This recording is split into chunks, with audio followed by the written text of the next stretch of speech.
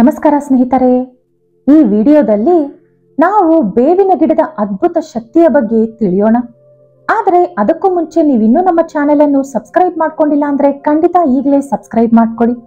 ಹಾಗೆ ಈ ವಿಡಿಯೋ ಇಷ್ಟ ಆದ್ರೆ ಮರೀದೆ ಒಂದು ಲೈಕ್ ಕೊಡಿ. ಸ್ನೇಹಿತರೆ, ಬೇವಿನ ಗಿಡಕ್ಕೆ ಇರುವಂತ ಈ ಶಕ್ತಿ ಬಗ್ಗೆ ತಿಳಿದ್ರೆ ಖಂಡಿತ ನೀವು ಆಶ್ಚರ್ಯ ಪಡ್ತೀರಿ. ಬೇವಿನ ಗಿಡ ನಿಮ್ಮ ಮನೆಯಲ್ಲೋ ಅಥವಾ ನಿಮ್ಮ ಮನೆ ಆಸುಪಾಸಿನಲ್ಲೋ ಇದ್ರೆ ನಿಮ್ಮಷ್ಟು ಅದೃಷ್ಟವಂತರು ಬೇರೆ ಯಾರೂ ಇಲ್ಲ ಅಂತಾನೆ ಹೇಳ್ಬೋದು. ಯಾಕಂದ್ರೆ ಬೇವಿನ ಗಿಡ ಕಡಿಮೆ ಮಾಡುವಂತ ಕಾಯಿಲೆಗಳ ಬಗ್ಗೆ ನಿಮಗೆ ಗೊತ್ತಾದ್ರೆ ನೀವು ತಪ್ಪದೆ ಆಶ್ಚರ್ಯ ಪಡ್ತೀರಿ. ಬೇವಿನ ಎಲೆ ಇರುವಂತ ಕಡ್ಡಿಗಳನ್ನ ತಗೊಂಡು ಆ ಎಲೆಗಳನ್ನೆಲ್ಲ ಬಿಡಿಸಿದ ಮೇಲೆ ಮಧ್ಯದಲ್ಲಿ ದಾರದಂತ ತೆಳುವಾದ ಕಡ್ಡಿ ಸಿಗುತ್ತಲ್ವಾ, ಆ ಕಡ್ಡಿಗಳು ಹಾಗೂ ಕಾಳು ಮೆಣಸು ಸಮಾನವಾಗಿ ತಗೊಂಡು ಎರಡನ್ನು ಚೆನ್ನಾಗಿ ಅರೆದು ಕಡಲೆಕಾಳಿನಷ್ಟು ಚಿಕ್ಕ ಚಿಕ್ಕ ಉಂಡೆಗಳನ್ನಾಗಿ ಮಾಡಿಕೊಂಡು ನೆರಳಲ್ಲಿ ಒಣಗಿಸ್ಕೋಬೇಕು. ಚೆನ್ನಾಗಿ ಒಣಗಿದ ಮೇಲೆ ಆ ಮಾತ್ರೆಗಳನ್ನ ಗಾಜು ಬಾಟಲಿಯಲ್ಲಿ ಸ್ಟೋರ್ ಮಾಡಿ ಇಟ್ಕೋಬೇಕು. ಒಂದು ವೇಳೆ ಗಿಡ ನಿಮ್ಮ ಮನೆಯಲ್ಲೇ ಇದ್ರೆ ನೀವು ಬೇಕಾದಾಗ ಅರೆದು ಕೂಡ ಹಸಿಯಾಗಿ ಇದನ್ನ ಬಳಸಬಹುದು. ಈ ಮಾತ್ರೆಗಳನ್ನ ಬೆಳಿಗ್ಗೆ 2 ಮತ್ತು ರಾತ್ರಿ 2 1 ತಿಂಗಳ ಕಾಲ ತಿಂದ್ರೆ ನಿಮಗೆ ಯಾವುದೇ ರೀತಿಯಾದ ಜ್ವರ, ಚಿಕನ್ ಪಾಕ್ಸ್, ವೈರಲ್ ಫೀವರ್ ಮತ್ತೆ ವೈರಸ್ ಅಟ್ಯಾಕ್ ಆಗಲ್ಲ. ಒಂದು ವೇಳೆ 6 ತಿಂಗಳ ಕಾಲ ನೀವು ಈ ಮಾತ್ರೆಗಳನ್ನ ತಿಂದ್ರೆ ನಿಮ್ಮನ್ನ ನಾಗರ ಹಾವು ಕಚ್ಚಿದ್ರು, ಚೇಳು ಕಚ್ಚಿದ್ರು ಕೂಡ ನಿಮ್ಮ ಮೈಯಲ್ಲಿ ವಿಷ ಹತ್ತಲ್ಲ. ಅಷ್ಟೊಂದು ಅದ್ಭುತವಾಗಿ ಈ ಬೇವಿನ ತಂತಿ ಕೆಲಸ ಮಾಡುತ್ತೆ. ಇನ್ನು ಇದೇ ಮಾತ್ರೆಗಳನ್ನ ಕಂಟಿನ್ಯೂ ಆಗಿ 1 ರಿಂದ 2 ವರ್ಷಗಳ ಕಾಲ ತಗೊಂಡ್ರೆ ಶುಗರ್ ಅನ್ನೋದು ಪೂರ್ತಿಯಾಗಿ ನಿಮ್ಮ ಮೈಯಿಂದ ಹೊರಟೋಗುತ್ತೆ. ಪ್ರತಿದಿನ 1 ಹಿಡಿ ಬೇವಿನ ಹಣ್ಣುಗಳನ್ನ ತಗೊಂಡು ಅದರ ಬೀಜ ತೆಗೆದು ಖಾಲಿ ಹೊಟ್ಟೆಯಲ್ಲಿ 10 ದಿನಗಳ ಕಾಲ ತಿಂದ್ರೆ ಪೂರ್ತಿಯಾಗಿ ಪೈಲ್ಸ್ ಅನ್ನೋದು ಹೊರಟೋಗುತ್ತೆ. ಒಂದು ವೇಳೆ ಪೈಲ್ಸ್ ಜಾಸ್ತಿ ಇದ್ರೆ, ತುಂಬಾ ವರ್ಷಗಳಿಂದ ನಿಮ್ಮನ್ನ ಕಾಡ್ತಾ ಇದ್ರೆ 20 ದಿನಗಳ ಕಾಲ ಈ ಹಣ್ಣುಗಳನ್ನ ಪ್ರತಿದಿನ ಬೆಳಿಗ್ಗೆ ಖಾಲಿ ಹೊಟ್ಟೆಯಲ್ಲಿ ತಿನ್ಬೇಕಾಗುತ್ತೆ. ಈ ಬೇವಿನ ಹಣ್ಣುಗಳ ರುಚಿ ಸ್ವಲ್ಪ ಸಿಹಿ, ಸ್ವಲ್ಪ ಕಹಿಯಾಗಿರುತ್ತೆ. ಅಭ್ಯಾಸ ಆದ್ರೆ ಇದು ನಿಮ್ಮ ಫೇವ್ರೆಟ್ ಹಣ್ಣು ಕೂಡ ಆಗುತ್ತೆ. ಇಷ್ಟ ಇದ್ರೂ ಇಲ್ಲ ಅಂದ್ರೂ ಪೈಲ್ಸ್ಗೆ ಮಾತ್ರ ಇದು ಒಳ್ಳೆಯ ಔಷಧಿ. ಅಧಿಕವಾಗಿ ಬೇದಿ ಆಗ್ತಾ ಇದ್ರೆ ಬೇವಿನ ಚಿಗುರೆಲೆ ಹಾಗೂ ಅದಕ್ಕೆ ಸಮಾನವಾಗಿ ಮೆಣಸು ತಗೊಂಡು ಅರೆದು ಕಡಲೆಕಾಳಿನ ಗಾತ್ರದಷ್ಟು ಉಂಡೆಯನ್ನು ಕಟ್ಟಿ ತಿಂದ್ರೂ ಕೂಡ ಬೇದಿ ಸಡನ್ ಆಗಿ ನಿಂತೋಗುತ್ತೆ. ಈ ಭೂಮಿ ಮೇಲಿರುವಂತ ಅನೇಕ ಔಷಧ ಗಿಡ ಮರಗಳು ನಮ್ಮ ಆರೋಗ್ಯವನ್ನ ತುಂಬಾನೇ ಕಾಪಾಡುತ್ತೆ. ಅಂತ ಗಿಡಗಳ ಬಗ್ಗೆ ನಾವು ತಿಳ್ಕೊಂಡು ಉಪಯೋಗಿಸ್ಕೊಂಡ್ರೆ ಖರ್ಚೇ ಇಲ್ಲದೆ ಎಷ್ಟೋ ಕಾಯಿಲೆಗಳನ್ನ ವಾಸಿ ಮಾಡ್ಕೋಬಹುದು. ಯಾವುದೇ ಸೈಡ್ ಎಫೆಕ್ಟ್ ಕೂಡ ಇಲ್ಲದಿರುವಂತ ಚಿಕಿತ್ಸೆ ಕೇವಲ ಆಯುರ್ವೇದದಲ್ಲಿ ಮಾತ್ರ ಇರುತ್ತೆ. ಪ್ರಪಂಚ ವ್ಯಾಪ್ತಿಯಾಗಿ ಜನರು ಅನುಭವಿಸುತ್ತಿರುವಂತ ಅನೇಕ ರೀತಿಯಾದ ಕಾಯಿಲೆಗಳು, ವೈರಸ್ಗಳನ್ನ ಕೇವಲ ಒಂದು ಬೇವಿನ ಮರ ತಡೆಯುತ್ತೆ ಅನ್ನೋ ವಿಷಯ ತುಂಬಾ ಜನರಿಗೆ ಗೊತ್ತಿಲ್ಲ. ಬೇವಿನ ಎಲೆ ನಿಮಗೆ ಎಷ್ಟು ಕಹಿ ಅನಿಸುತ್ತೋ ಅದಕ್ಕೆ 100 ಪಟ್ಟು ಹೆಚ್ಚು ಸಿಹಿಯಾಗಿ ನಮ್ಮ ಆರೋಗ್ಯವನ್ನು ಇದು ಸರಿಪಡಿಸುತ್ತೆ. ಚರಕ ಸಂಹಿತೆಯಲ್ಲಿ ಹೇಳಿರೋ ಪ್ರಕಾರ ಯಾರು ಬೇವಿನ ಗಿಡದ ಕೆಳಗೆ ಹೆಚ್ಚಿನ ಸಮಯ ದಿನದಲ್ಲಿ ಕಳೀತಾರೋ ಅವರು ಹೆಚ್ಚಿನ ಕಾಲ ಆರೋಗ್ಯವಾಗಿ ಬದುಕುತ್ತಾರೆ. ಬೇವಿನ ಗಿಡದಿಂದ ಬೀಸುವಂತ ಗಾಳಿ ವೈರಸ್ಗಳನ್ನು ನಾಶಪಡಿಸುತ್ತೆ. ಇದು ಕೇವಲ ಸ್ವಚ್ಛವಾದ ಗಾಳಿಯನ್ನು ಮಾತ್ರನೇ ನಮ್ಮವರೆಗೂ ತಲುಪಿಸುತ್ತೆ. ಈ ಭೂಮಿ ಮೇಲಿರುವಂತ ಎಷ್ಟೋ ಔಷಧೀಯ ಗಿಡ ಮರಗಳಿಗಿಂತ 1 ಪಟ್ಟು ಹೆಚ್ಚಿನ ಶಕ್ತಿ ಬೇವಿನ ಗಿಡಕ್ಕೆ ಇದೆ. ಸುಮಾರು 4500 ವರ್ಷಗಳ ಹಿಂದಿನಿಂದ ಬೇವಿನ ಗಿಡವನ್ನು ಅನೇಕ ರೀತಿಯ ಕಾಯಿಲೆಗಳಿಗೆ ಚಿಕಿತ್ಸೆಯಾಗಿ ಉಪಯೋಗಿಸುತ್ತಿದ್ದಾರೆ ಅಂತ ಹಲವಾರು ಗ್ರಂಥಗಳು ಹೇಳುತ್ತಿವೆ. ಮುಖ್ಯವಾಗಿ ನಮ್ಮ ದೇಹದಲ್ಲಿ ಬರುವಂತ ಅನೇಕ ಕಾಯಿಲೆಗಳಿಗೆ ಕಾರಣ ವಾತ, ಪಿತ್ತ ಮತ್ತು ಕಫ. ಆಯುರ್ವೇದದ ಪ್ರಕಾರ ಬೇವು ನಮ್ಮ ದೇಹದಲ್ಲಿರುವಂತ ಕಫ ಹಾಗೂ ಪಿತ್ತವನ್ನು ಪೂರ್ತಿಯಾಗಿ ನಿವಾರಣೆ ಮಾಡುತ್ತೆ. ಅಷ್ಟೇ ಅಲ್ಲದೆ ಇನ್ನು ಎಷ್ಟೆಷ್ಟೋ ಹೆಚ್ಚು ಪ್ರಯೋಜನಗಳು ಬೇವಿನಲ್ಲಿದೆ. ಬೇವು ನಮ್ಮ ರಕ್ತವನ್ನು ಶುದ್ಧಿ ಮಾಡುತ್ತೆ. ನಮ್ಮ ಮೈಯೊಳಗಿರುವಂತ ಫ್ರೀ ರ್ಯಾಡಿಕಲ್ಸ್ ಗಳನ್ನು ಗುಣಪಡಿಸುತ್ತೆ. ಹಾಗೆ ಯಾವುದಾದರೂ ಕ್ರಿಮಿ ಕೀಟಗಳು ಕಚ್ಚಿದ್ದರೆ ಮತ್ತು ಅಲ್ಸರ್ ಅನ್ನು ಕೂಡ ಇದು ಗುಣಪಡಿಸುತ್ತೆ. ಅತಿ ಮುಖ್ಯವಾಗಿ ನಮ್ಮ ದೇಹಕ್ಕೆ ಹಾನಿ ಮಾಡುವಂತ ಫ್ರೀ ರಾಡಿಕಲ್ಸ್ ಜೊತೆ ಇದು ಹೋರಾಡಿ ಅದನ್ನು ನಾಶ ಮಾಡುತ್ತೆ. ಹಾಗೆ ಮೈ ಮೇಲಾಗಿರುವಂತ ಗಾಯಗಳು, ಹುಣ್ಣುಗಳು, ಇನ್ಫೆಕ್ಷನ್ಸ್ಗಳು, ಚರ್ಮ ವ್ಯಾಧಿಗಳು, ಅಲರ್ಜಿ ಮುಂತಾದ ಹಲವಾರು ಸಮಸ್ಯೆಗಳನ್ನು ಬೇವು ಗುಣಪಡಿಸುತ್ತೆ. ಅತಿ ಮುಖ್ಯವಾಗಿ ದೇಹದೊಳಗೆ ಇನ್ಫೆಕ್ಷನ್ ಉಂಟು ಮಾಡುವಂತ ಬ್ಯಾಕ್ಟೀರಿಯಾಗಳನ್ನು ಬುಡದ ಸಮೇತ ಕಿತ್ತು ಹಾಕಿ ನಮ್ಮನ್ನು ಆರೋಗ್ಯವಾಗಿ ಬೇವು ಇರಿಸುತ್ತೆ. ಬೇವಿನಿಂದ ನಮಗೆ ಲೆಕ್ಕವಿಲ್ಲದಷ್ಟು ಪ್ರಯೋಜನಗಳು ಸಿಗುತ್ತದೆ. ಆದರೆ ಬೇವನ್ನು ಯಾವ ರೀತಿ ತಿನ್ನೋದು ಎಂದು ತುಂಬಾ ಜನರಿಗೆ ಗೊತ್ತಿಲ್ಲ. ಈಗ ನಾವು ಬೇವಿನ ಎಲೆಯನ್ನು ಯಾವ ರೀತಿ ಬಳಸಬೇಕು ಅಂತ ನೋಡೋಣ. ಬೆಳಿಗ್ಗೆ ಎದ್ದ ತಕ್ಷಣ ಹಲ್ಲುಜ್ಜಿ ಖಾಲಿ ಹೊಟ್ಟೆಯಲ್ಲಿ 1 ಅಥವಾ 2 ಬೇವಿನ ಎಲೆಯನ್ನು ಅಗೆದು ತಿನ್ನಬೇಕು. ನೀವು ಯಾವಾಗ್ಲೂ ಕೂಡ ಚೆನ್ನಾಗಿ ಬಲಿತಿರುವಂತ ಎಲೆಗಳಿಗಿಂತ ಚಿಗುರೆಲೆ ಅಂದ್ರೆ ತಿಳಿ ಹಸಿರು ಬಣ್ಣದ ಎಲೆಗಳನ್ನ ಮಾತ್ರ ತಿನ್ನಬೇಕು. ಬಲಿತಿರುವ ಎಲೆಗಳಿಗಿಂತ ಎಳೆಯದಾಗಿರೋ ಎಲೆಗಳಲ್ಲಿ ಶಕ್ತಿ ಜಾಸ್ತಿ ಇರುತ್ತೆ. ಆದ್ರೆ ನೀವು ಪ್ರತಿದಿನ ಬೇವಿನೆಲೆ ತಿನ್ನಬಾರದು. ಈ ರೀತಿ ವಾರದಲ್ಲಿ 3 ಸಲ ತಿಂದ್ರೆ ನಮ್ಮ ದೇಹದಲ್ಲಿ ಏನೇನು ಆರೋಗ್ಯ ಪ್ರಯೋಜನಗಳು ಆಗುತ್ತೆ ಅನ್ನೋದನ್ನ ಈಗ ನೋಡೋಣ. ದಿನ ಬಿಟ್ಟು ದಿನ ನಾನು ಹೇಳಿರೋ ಪ್ರಕಾರ ಬೇವಿನೆಲೆ ತಿಂತಾ ಇದ್ರೆ ನಮ್ಮ ದೇಹದಲ್ಲಿ ಇಮ್ಯುನಿಟಿ ಪವರ್ ಅಧಿಕವಾಗಿ ಬೆಳೆಯುತ್ತೆ. ಹಾಗೆ ರೋಗ ನಿರೋಧಕ ಶಕ್ತಿಯನ್ನ ಹೆಚ್ಚು ಮಾಡೋಕೆ ಈ ಎಲೆಗಳಿಂದ ತಯಾರಿಸಿದಂತ ಕಷಾಯವನ್ನ ಕೂಡ ನೀವು ಕುಡಿಯಬಹುದು. ಇದರಲ್ಲಿ ಆಂಟಿ ಬ್ಯಾಕ್ಟೀರಿಯಲ್ ಗುಣ ಅಧಿಕವಾಗಿರುತ್ತೆ. ನೀವು 2 ಅಥವಾ 3 ಎಲೆ ಬೇವಿನ ಎಲೆಗಳನ್ನ ತಗೊಂಡು 1 ಲೋಟ ನೀರಲ್ಲಿ ಹಾಕಿ ಚೆನ್ನಾಗಿ ಕುದಿಸಿ ಅದನ್ನ ಟೀ ತರ ಕುಡಿಯಬಹುದು. ಇದು ಕೂಡ ನಿಮ್ಮ ಆರೋಗ್ಯಕ್ಕೆ ಉತ್ತಮವಾಗಿ ಕೆಲಸ ಮಾಡುತ್ತೆ. ಬೇವಿನಲ್ಲಿರುವಂತ ಕಹಿ ನಮ್ಮ ದೇಹದಲ್ಲಿರುವ ಜೀವಕ್ರಿಯೆಯನ್ನು ಬ್ಯಾಲೆನ್ಸ್ ಮಾಡೋಕೆ ಮತ್ತು ನಮ್ಮ ದೇಹದಲ್ಲಿರುವ ಟಾಕ್ಸಿನ್ಗಳು ಹಾಗೂ ವಿಷಕಾರಿ ಮಾಪಕಗಳನ್ನ ಹೊರಗೆ ಕಳಿಸೋಕೆ ಮತ್ತು ಲಿವರ್ ಹಾಗೂ ಕಿಡ್ನಿಗಳನ್ನು ಸರಿಪಡಿಸೋಕೆ ಉತ್ತಮವಾಗಿ ಇದು ಕೆಲಸ ಮಾಡುತ್ತೆ. ಮುಖ್ಯವಾಗಿ ಬೇವಿನ ಎಲೆಯನ್ನು ನೆರಳಲ್ಲಿ ಒಣಗಿಸಿ ಅದನ್ನು ಪುಡಿ ಮಾಡಿಟ್ಟುಕೊಂಡು ಆ ಪುಡಿಯನ್ನು ಸ್ವಲ್ಪ ಹಸು ತುಪ್ಪದಲ್ಲಿ ಬೆರೆಸಿ ಪ್ರತಿದಿನ ತಿಂತಾ ಇದ್ರೆ ವಿಷಕಾರಿ ಮಾಪಕಗಳು ಹಾಗೂ ಕೆಟ್ಟ ಪದಾರ್ಥಗಳನ್ನು ನಮ್ಮ ದೇಹದಿಂದ ಹೊರಗೆ ಕಳಿಸೋಕೆ ಒಂದು ಸಪ್ಲಿಮೆಂಟ್ ತರ ಇದು ಕೆಲಸ ಮಾಡುತ್ತೆ. ಜೊತೆಗೆ ನಿಮ್ಮ ರಕ್ತದಲ್ಲಿರುವಂತ ಶುಗರ್ ಲೆವೆಲ್ಸ್ ಅನ್ನು ಕೂಡ ಇದು ಕಡಿಮೆ ಮಾಡುತ್ತೆ.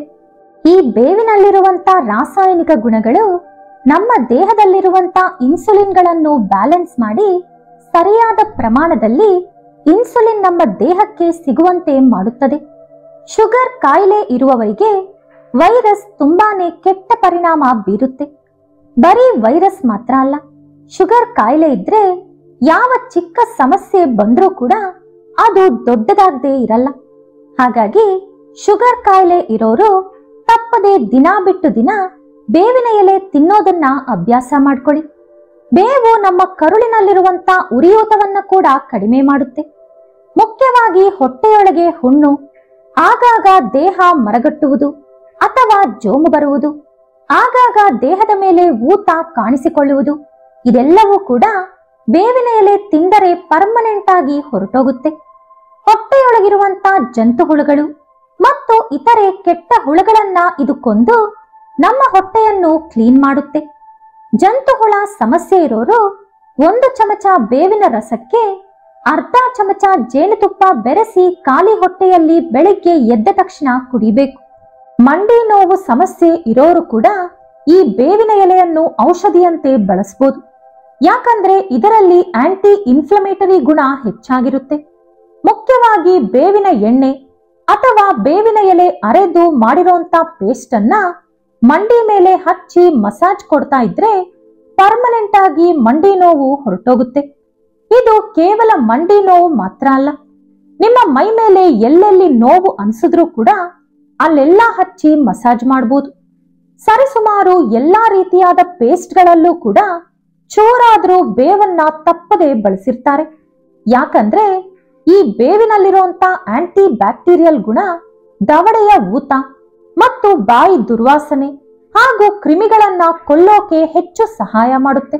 ಆದ್ದರಿಂದಾನೇ ನಮ್ಮ ಪೂರ್ವಿಕರು ಬೇವಿನ ಕಡ್ಡಿಗಳಿಂದ ಹಲ್ಲನ್ನ ಉಜ್ಜುತ್ತಾ ಇದ್ರು. ಈಗಲೂ ಕೂಡ ಹಳ್ಳಿಗಳ ಕಡೆ ತುಂಬಾ ಜನರು ಬೇವಿನ ಕಡ್ಡಿಯಿಂದಾನೇ ಹಲ್ಲು ಉಜ್ಜುತ್ತಾರೆ. ಆದ್ದರಿಂದಲೇ ವಯಸ್ಸಾಗಿದ್ರೂ ಕೂಡ ಅವರ ಹಲ್ಲು ಹಾಗೆ ಇರುತ್ತೆ. ಮನುಷ್ಯ ಸಾಯೋವರೆಗೂ ಕೂಡ ಹಲ್ಲು ಉದುರದೆ ಹಾಗೆ ಇರುವಂತ ಶಕ್ತಿ ದೇವ್ರು ಕೊಟ್ಟಿದ್ದಾರೆ. ಆದ್ರೆ ನಾವು ಸರಿಯಾಗಿ ಮೇಂಟೈನ್ ಮಾಡದೇ ಇರೋದ್ರಿಂದ ನಮಗೆ ಬೇಗನೆ ಹಲ್ಲು ಉದುರಿ ಹೋಗುತ್ತೆ. ದಿನದಲ್ಲಿ 2 ಸಲ ಬೇವಿನ ಕಡ್ಡಿಯಿಂದ ಹಲ್ಲು ಉಜ್ಜಿದ್ರೆ ಸಾಯೋವರೆಗೂ ಹಲ್ಲು ಉದುರದಂತೆ ಗಟ್ಟಿಯಾಗಿ ಕಾಪಾಡ್ಕೋಬಹುದು. ಒಂದು ವೇಳೆ ನಿಮಗೆ ಕಿವಿ ಅಥವಾ ಕಣ್ಣಿನ ಸಮಸ್ಯೆ ಇದ್ರೆ 1-2 ಬೇವಿನ ಎಲೆಯನ್ನ ಚೆನ್ನಾಗಿ ತೊಳೆದು ಬಳಿಕ ಅದನ್ನ ನೀರಲ್ಲಿ ಹಾಕಿ ಚೆನ್ನಾಗಿ ಕುದಿಸಿ ತಣ್ಣಗಾಗೋಕೆ ಬಿಡಿ. ಪೂರ್ತಿ ತಣ್ಣಗಾದ ಮೇಲೆ ಆ ನೀರಿಂದ ಕಣ್ಣು ತೊಳೆದುಕೊಂಡ್ರೆ ಕಣ್ಣಿನ ಉರಿ, ಇನ್ಫೆಕ್ಷನ್, ಕಣ್ಣು ಮಂಜಾಗುವ ಸಮಸ್ಯೆ, ಕೆಂಪು ಕಣ್ಣು ಮುಂತಾದ ಸಮಸ್ಯೆಗಳು ಬರಲ್ಲ. ಹಾಗೆ ಕಿವಿ ಸಮಸ್ಯೆ ಇರೋರು ಈ ನೀರಿಂದ ಕಾಟನ್ ಅಥವಾ ಯಾವ್ದಾದ್ರೂ ಚಿಕ್ಕ ಬಟ್ಟೆನ ಒದ್ದೆ ಮಾಡಿಕೊಂಡು ಪುನಃ ಆ ನೀರನ್ನೆಲ್ಲ ಹಿಂಡಿ ಕಿವಿಯನ್ನ ಆ ಕಾಟನ್ ಅಥವಾ ಬಟ್ಟೆಯಿಂದ ಕ್ಲೀನ್ ಮಾಡ್ತಾ ಹೋಗ್ಬೇಕು. ನೀವು ಬೇಕಿದ್ರೆ ಇಯರ್ ಬಡ್ಸ್ ಅನ್ನ ಕೂಡ ಈ ನೀರಲ್ಲಿ ಎಜ್ಜಿ ಅದರಿಂದ ಕೂಡ ಕಿವಿ ಕ್ಲೀನ್ ಮಾಡ್ಕೊಂಡ್ರೆ ಇಯರ್ ಇನ್ಫೆಕ್ಷನ್ಸ್ ಬರಲ್ಲ. ಕಿವಿಯಲ್ಲಿ ಗುಗ್ಗೆ ಅಧಿಕವಾಗಿ ಸೇರಲ್ಲ. ಕೆಲವರಿಗೆ ಕಿವಿಯಲ್ಲಿ ಗಡ್ಡೆಗಳು ಬರುತ್ತೆ. ಅಂತವರು ಸ್ವಲ್ಪ ಬೇವಿನ ಎಲೆ ಅರೆದು ಜೊತೆಗೆ ಸ್ವಲ್ಪ ಜೇನು ಬೆರೆಸಿ ಅದನ್ನ ಕಿವಿಯಲ್ಲಿರುವಂತ ಗಡ್ಡೆಗಳ ಮೇಲೆ ಸ್ವಲ್ಪ ಹೊತ್ತು ಇಟ್ಕೊಳ್ತಾ ಇದ್ರು ಕೂಡ ಬುಡದ ಸಮೇತ ಆ ಬ್ಯಾಕ್ಟೀರಿಯಾ ಸತ್ತು ಹೋಗುತ್ತೆ. ಮತ್ತೆ ನಿಮಗೆ ಜೀವನದಲ್ಲಿ ಆ ಸಮಸ್ಯೆ ಬರಲ್ಲ. ಇನ್ನು ಚರ್ಮ ಸಂಬಂಧಿತ ಸಮಸ್ಯೆಗಳಿಂದ ಬಳಲುವವರು 1 ಕಪ್ಪಿನಷ್ಟು ಬೇವಿನ ಎಲೆ ತಗೊಂಡು ಅದನ್ನ 2 ಕಪ್ ನೀರಲ್ಲಿ ಹಾಕಿ 1-2 ನಿಮಿಷ ಚೆನ್ನಾಗಿ ಕುದಿಸಿ ನೀರು ತಣ್ಣಗಾದ ಮೇಲೆ ಆ ನೀರನ್ನ ಯಾವ್ದಾದ್ರೂ ಬಾಟಲ್ ಅಲ್ಲಿ ಸ್ಟೋರ್ ಮಾಡಿ ಇಟ್ಕೊಳ್ಳಿ. ಆ ನೀರನ್ನ ಪ್ರತಿದಿನ ನೀವು ಸ್ನಾನ ಮಾಡೋ ನೀರಲ್ಲಿ 1-2 ಚಮಚ ಹಾಕ್ತಾ ಸ್ನಾನ ಮಾಡ್ತಾ ಇದ್ರೆ ಇದು ಡೆಟಾಯಿಲ್ಗಿಂತ 1000 ಪಟ್ಟು ಹೆಚ್ಚಾಗಿ ನಿಮ್ಮ ದೇಹದಲ್ಲಿರುವಂತ ಬ್ಯಾಕ್ಟೀರಿಯಾಗಳನ್ನ ಕೊಂದು ಚರ್ಮ ಸಂಬಂಧಿತ ಸಮಸ್ಯೆಗಳಿಂದ ಪರಿಹಾರ ಕೊಡುತ್ತೆ. ಇದು ಕೇವಲ ಚರ್ಮದ ಸಮಸ್ಯೆ ಇರೋರು ಮಾತ್ರ ಅಲ್ಲ, ಯಾರು ಬಳಸಿದ್ರೂ ಕೂಡ ಭವಿಷ್ಯತ್ತಿನಲ್ಲಿ ಚರ್ಮದ ಸಮಸ್ಯೆ ಬರದಂತಿರುತ್ತೆ. ಜೊತೆಗೆ ಮೊಡವೆಗಳು, ಬೆವರಿನ ಸಮಸ್ಯೆ, ಬೆವರಲ್ಲಿ ದುರ್ವಾಸನೆ, ಪ್ರೈವೇಟ್ ಪಾರ್ಟ್ಸ್ ಇನ್ಫೆಕ್ಷನ್ ಅಥವಾ ಪ್ರೈವೇಟ್ ಪಾರ್ಟ್ಸ್ ವಾಸನೆ ಬರೋದು ಇವೆಲ್ಲ ಕೂಡ ದೂರಾಗುತ್ತೆ. ಮುಖದ ಮೇಲೆ ಹೆಚ್ಚಾಗಿ ಮೊಡವೆಗಳಿರೋದು, ಮೊಡವೆಗಳಿಂದ ಕಲೆಗಳು ಬಂದಿರೋದು ಅಥವಾ ಟ್ಯಾನ್ಗಳು, ಸ್ಪಾಟ್ಗಳು, ಬ್ಲ್ಯಾಕ್ ಹೆಡ್ಸ್, ವೈಟ್ ಹೆಡ್ಸ್ ಏನೇ ಇದ್ರೂ ಕೂಡ ಕೆಲವು ಬೇವಿನ ಎಲೆಗಳನ್ನ ಅರೆದು ಅದನ್ನ ವಾರಕ್ಕೆ 1 ಅಥವಾ 2 ಸಲ ಮುಖಕ್ಕೆ ಫೇಸ್ ಪ್ಯಾಕ್ ತರ ಅಪ್ಲೈ ಮಾಡಿದ್ರೆ ಇದೆಲ್ಲ ಕೂಡ ಹೊರಟೋಗುತ್ತೆ. ಆದ್ರೆ ನೀವು ಪ್ರತಿ ಸಲ ಫ್ರೆಶ್ ಆಗಿ ಎಲೆಗಳನ್ನ ತಗೊಂಡು ಅರೆದು ಹಚ್ಕೋಬೇಕು. 1 ಸಲ ಪೇಸ್ಟ್ ಮಾಡಿದ್ಮೇಲೆ ಅದನ್ನ ಸ್ಟೋರ್ ಮಾಡಿಡೋಕೆ ಹೋಗ್ಬೇಡಿ. ನೀವು ಸ್ಟೋರ್ ಮಾಡ್ಕೋಬೇಕು ಅಂದ್ರೆ ಕೆಲವು ಎಲೆಗಳನ್ನ ನೆರಳಲ್ಲಿ ಒಣಗಿಸಿ ಪುಡಿ ಮಾಡಿ ಇಟ್ಕೊಳ್ಳಿ. ಆ ಪುಡಿಯನ್ನ ಬೇಕಾದಷ್ಟು ತಗೊಂಡು ನೀರು ಅಥವಾ ರೋಸ್ ವಾಟರ್ ನಲ್ಲಿ ಬೆರೆಸಿ ಫೇಸ್ ಪ್ಯಾಕ್ ತರ ಹಚ್ಕೋಬಹುದು.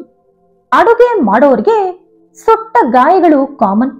ಅಂತವರು ಸುಟ್ಟ ಗಾಯದ ಜಾಗಕ್ಕೆ ಬೇವಿನೆಲೆ ಅರೆದು ಪೇಸ್ಟ್ ಮಾಡಿ ಇಟ್ಕೊಂಡ್ರು ಅಥವಾ ಬೇವಿನ ಎಲೆ ಕುದಿಸಿ ಸ್ಟೋರ್ ಮಾಡಿದಂತ ನೀರಿಂದ ಆ ಜಾಗವನ್ನ ತೊಳೆದುಕೊಳ್ತಾ ಇದ್ರು ಬೊಬ್ಬೆ, ಇನ್ಫೆಕ್ಷನ್ಸ್, ಕೀವು, ಸೆಪ್ಟಿಕ್ ಮುಂತಾದ ಯಾವುದೇ ಸಮಸ್ಯೆ ಬರದೆ ಬೇಗನೆ ಗಾಯ ವಾಸಿಯಾಗುತ್ತೆ. ಇನ್ನು ಕೂದಲಿನ ಸಮಸ್ಯೆ ಇರೋರು ಬೇವಿನ ಎಲೆಯನ್ನು ನೀರಲ್ಲಿ ಹಾಕಿ ಕುದಿಸಿ ಆ ನೀರಿಂದ ನಿಮ್ಮ ಕೂದಲನ್ನು ತೊಳಿತಾ ಇದ್ರೆ ಆ ನೀರಿನಲ್ಲಿರೋ ಆಂಟಿ ಬ್ಯಾಕ್ಟೀರಿಯಲ್ ಗುಣ ತಲೆಯಲ್ಲಿರುವಂತ ಹೇನು, ಡ್ಯಾಂಡ್ರಫ್, ಕೂದಲು ಉದುರುವಿಕೆಯನ್ನು ಕಡಿಮೆ ಮಾಡಿ ಕೂದಲು ದಟ್ಟವಾಗಿ ಬೆಳೆಯೋಕೆ ಸಹಾಯ ಮಾಡುತ್ತೆ. ಅದೇ ರೀತಿ ನಿಮ್ಮ ಕೂದಲು ಮೃದುವಾಗಿ, ಹೊಳಪಾಗಿ, ಆಕರ್ಷಕವಾಗಿ ಇರುವಂತೆ ಮಾಡುತ್ತೆ. ಬೇವು ದೇಹದ ಒಳಗಿರುವಂತ ಮತ್ತು ಹೊರಗಿರುವಂತ ಕಣ್ಣಿಗೆ ಕಾಣಿಸುವ, ಕಾಣಿಸದಿರುವ ಎಲ್ಲಾ ರೀತಿಯ ಕ್ರಿಮಿ ಕೀಟಗಳನ್ನು ನಾಶ ಮಾಡೋ ಶಕ್ತಿ ಹೊಂದಿದೆ. ವಾರಕ್ಕೆ 1 ಅಥವಾ 2 ಸಲ ಕೆಲವು ಬೇವಿನೆಲೆಗಳನ್ನು ಬಳಸಿ ಸಾಂಬ್ರಾಣಿ ಮನೆಯಲ್ಲಿ ಹಾಕ್ತಾ ಇದ್ರೆ ಮನೆಯಲ್ಲಿರುವಂತ ಕ್ರಿಮಿ ಕೀಟಗಳು, ವೈರಸ್ಗಳು ನಾಶವಾಗುತ್ತೆ. ಪ್ರತಿದಿನ ಈ ರೀತಿ ಸಾಂಬ್ರಾಣಿ ಹಾಕಿದ್ರೆ ಅಂತೂ ತುಂಬಾನೇ ಒಳ್ಳೇದು. ಸೊಳ್ಳೆಗಳು ಬರಲ್ಲ, ಮನೆಯಲ್ಲಿ ದುಷ್ಟ ಶಕ್ತಿಗಳು ಬರಲ್ಲ. ಹಾಗೆ ಕಾಯಿಲೆಗಳು ಕೂಡ ಬರಲ್ಲ. ಆದ್ರೆ ಇದಕ್ಕೆ ಶಕ್ತಿ ತುಂಬಾ ಜಾಸ್ತಿ ಇರೋದ್ರಿಂದ ಆಗಲೇ ಹುಟ್ಟಿದಂತ ಮಕ್ಕಳು, ಬಾಣಂತಿಗಳು ಅಥವಾ 1 ವರ್ಷದ ಒಳಗಿರುವಂತ ಮಕ್ಕಳಿಗೆ ಇದನ್ನ ಬಳಸಬಾರದು. ನಾನು ಹೇಳಿದಂತೆ ಕಿಡ್ನಿ ಹಾಗೂ ಲಿವರ್ ಹಾಳಾಗದೆ ಇದು ಕಾಪಾಡುತ್ತೆ. ಆದ್ರೆ ಇದಾಗಲೇ ಕಿಡ್ನಿ ಲಿವರ್ ಸಮಸ್ಯೆ ಶುರುವಾಗಿ ನೀವು ಡಾಕ್ಟರ್ ಹತ್ರ ಯಾವ್ದಾದ್ರೂ ಟ್ರೀಟ್ಮೆಂಟ್ ತಗೋತಾ ಇದ್ರೆ ಮಾತ್ರ ಸಡನ್ ಆಗಿ ಅದನ್ನ ಸ್ಟಾಪ್ ಮಾಡಿ. ಇದನ್ನ ಉಪಯೋಗಿಸೋಕೆ ಹೋಗ್ಬೇಡಿ. ನೀವು ಡಾಕ್ಟರ್ನ ಕನ್ಸಲ್ಟ್ ಮಾಡ್ತೀರಾ ಏನು ಮಾಡಬೇಡಿ. ನೀವೊಂದ್ ವೇಳೆ ಯಾವುದೇ ಮೆಡಿಸಿನ್ಸ್ ತಗೋತಾ ಇಲ್ಲ ಅಂದ್ರೆ ಆಗ ಬೇಕಾದ್ರೆ ಇದನ್ನ ಉಪಯೋಗಿಸಬಹುದು. ಗರ್ಭಿಣಿಯರು ಮೈ ಮೇಲೆ ಬೇಕಿದ್ರೆ ಇದನ್ನ ಬಳಸಬಹುದು. ಆದ್ರೆ ಎಲೆಗಳನ್ನ ಕುದಿಸಿ ನೀರನ್ನ ಕುಡಿಯೋಕೆ ಮಾತ್ರ ಹೋಗ್ಬೇಡಿ.